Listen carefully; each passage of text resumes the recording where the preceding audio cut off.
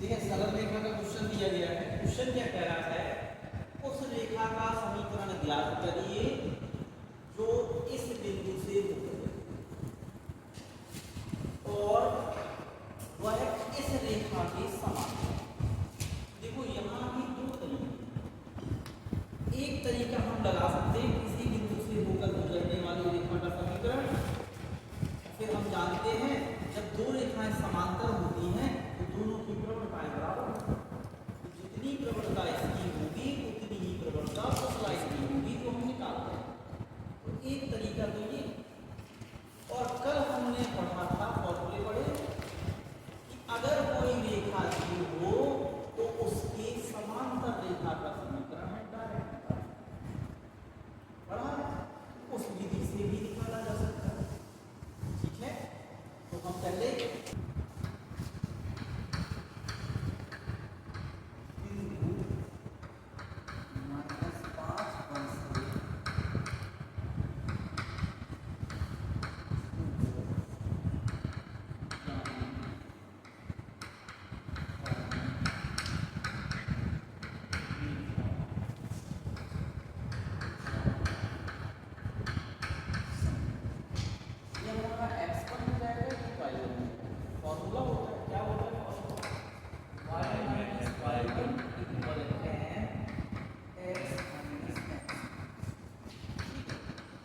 Formula होता है, हम यहाँ पे y1 और x1 की वैल्यू रख सकते हैं। तो ये हो जाएगा y माइनस y1 हमारा 1 एंड x माइनस, और ये खुद माइनस का 5 है, माइनस प्लस है। ये हमारा समीकरण है, लेकिन इसमें m अभी पिछली। तो हम जानते हैं कि अगर दो रेखाएं एक दूसरे के समांतर है, पैरेलल है, m1 बराबर क्या होता है m, यानी पहले की प्रवणता बराबर होगी दूसरे की प्रवणता। तो हम इस वाली रेखा की प्रवणता निकाल सकते हैं।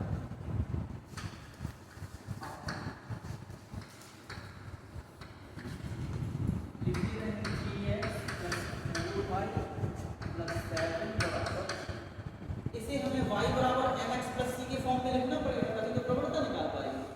तो हम सबको भेजेंगे y के बराबर, तो y बराबर ये 3x जाएगा तो माइनस का 7 भी जाएगा तो, अब 4 से क्या करते हैं पूरे को डिवाइड कर दें, तो y बराबर हो जाएगा -3x अपॉन 4 और -7 अपॉन 4।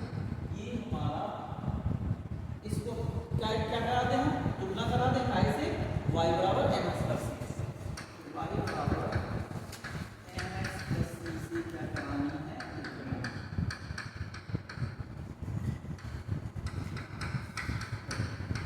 अब सिर्फ m चाहिए तो सिर्फ m निकालेंगे। m हमारा कितना आ जाएगा -3। ठीक है,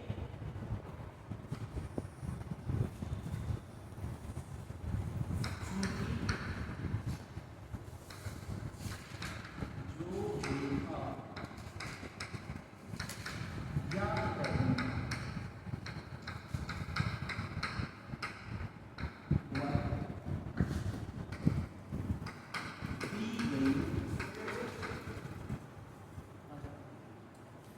दी गई रेखा के क्या है समांतर, तो हम जानते हैं कंडीशन क्या होती है, m1 बराबर m2, दोनों की प्रवणताएं बराबर। तो पहले की प्रवणता हमने m माना है और दूसरे की प्रवणता -3/4 है, तो ये दोनों क्या होंगे बराबर। अतः m बराबर -3/4 समीकरण किसमें 2 में,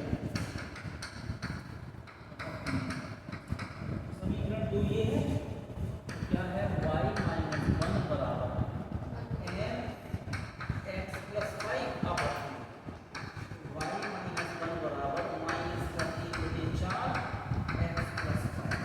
ठीक है, 4 का पूरे में क्या कर दें, गुणा कर दें, तो ये 4 खत्म हो जाएगा। यहाँ क्या है, इसको यहाँ भेज दिया, यहाँ गुणे हो जाएगा तो दोनों के साथ गुणा हो जाएगा, 4y - 2, तो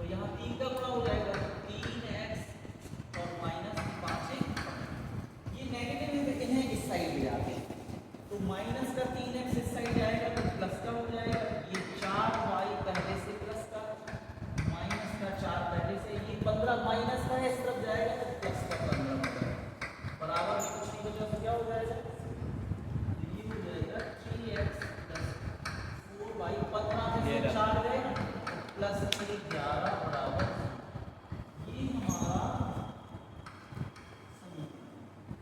तो एक तरीका तो ये, और दूसरा तरीका हमने कहा कल ही पढ़ा था, तो हम उसे भी आपको बताएंगे।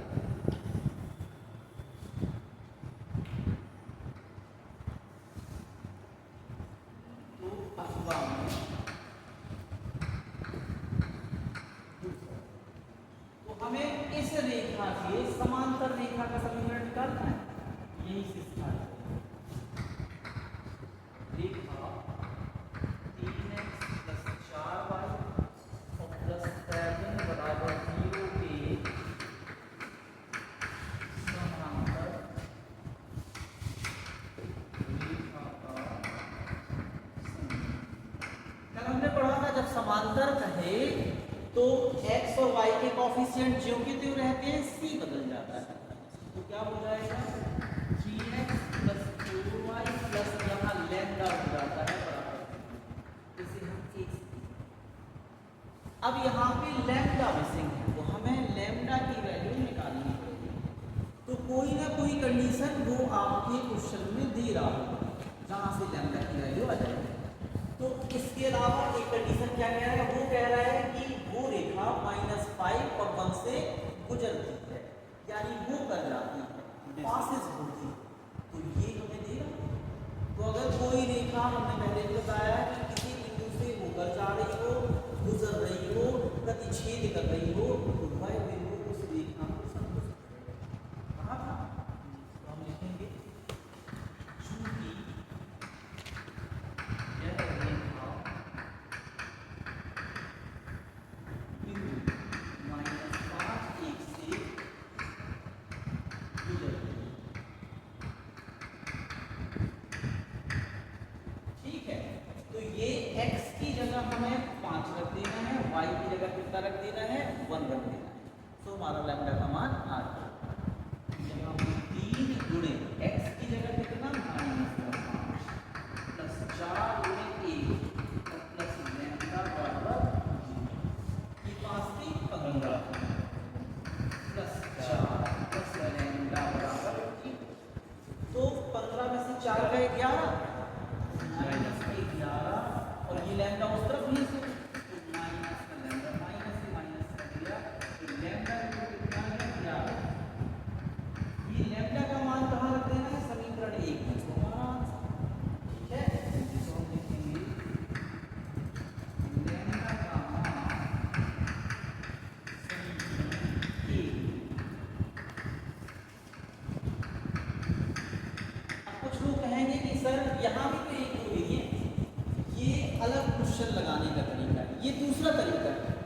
तो दूसरी तरीका अगर आप इसको लगाते हैं तो सिर्फ ये लगाएंगे, और अगर इसको लगाते हैं तो सिर्फ ये लगाएंगे, दोनों नहीं लगाने आपको।